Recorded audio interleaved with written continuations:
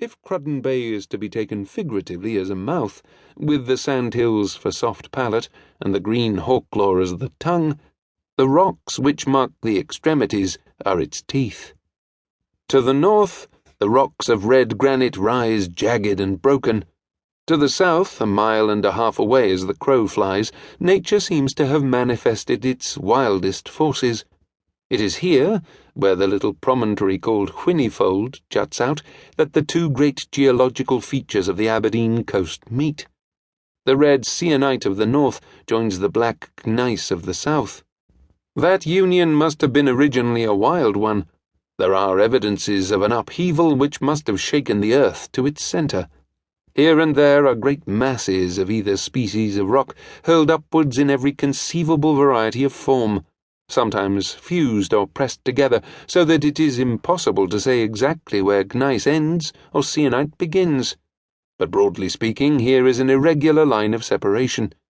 This line runs seawards to the east, and its strength is shown in its outcrop. For half a mile or more, the rocks rise through the sea singly or in broken masses, ending in a dangerous cluster known as the Skares, and which has had for centuries its full ton of wreck and disaster. Did the sea hold its dead where they fell, its floor around the Skares would be whitened with their bones, and new islands could build themselves with the piling wreckage. At times one may see here the ocean in her fiercest mood. For it is when the tempest drives from the southeast that the sea is fretted amongst the rugged rocks and sends its spume landwards. The rocks that at calmer times rise dark from the briny deep are lost to sight for moments in the grand onrush of the waves. The seagulls which usually whiten them now flutter around screaming, and the sound of their shrieks comes in on the gale almost in a continuous note, for the single cries are merged in the multitudinous roar of sea and air. The village, squatted beside the embouchure of the water of Cruden at the northern side of the bay, is simple enough. A few rows of fishermen's cottages, 2 or 3 great red-tiled drying sheds, nestled in the sand-heap behind the fishers' houses. For the rest of the place, as it was when first I saw it, a little lockout beside a tall flagstaff on the northern cliff, a few scattered farms over the inland prospect, one little hotel down on the western bank of the water of Cruden, with a fringe of willows protecting its sunk garden, which was always full of fruits and flowers. From the most southern part of the beach of Cruden Bay to Whinnyfold village, the distance is but a few hundred yards. First a steep pull up the face of the rock, and then an even way beside part of which runs a tiny stream.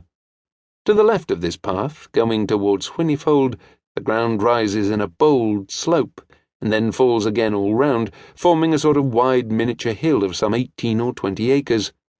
Of this, the southern side is sheer, the black rock dipping into the waters of the little bay of Whinnyfold, in the centre of which is a picturesque island of rock shelving steeply from the water on the northern side, as is the tendency of all the gneiss and granite in this part. But to east and north there are irregular bays or openings, so that the furthest points of the promontory stretch out like fingers. At the tips of these are reefs of sunken rock falling down to deep water, and whose existence can only be suspected in bad weather when the rush of the current beneath sends up swirling eddies or curling masses of foam.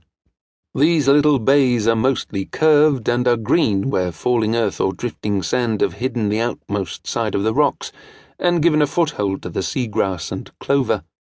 Here have been at some time or other great caves, now either fallen in or silted up with sand, or obliterated with the earth brought down in the rush of surface water in times of long rain. In one of these bays, Broad Haven, facing right out to the Skares, stands an isolated pillar of rock, called locally the Poor Mon, through whose base time and weather have worn a hole, through which one may walk dry-shod. Through the masses of rocks that run down to the sea from the sides and shores of all these bays are here and there natural channels with straight edges, as though cut on purpose, for the taking in of the cobbles belonging to the fisherfolk of Whinnyfold. When first I saw the place, I fell in love with it. Had it been possible, I should have spent my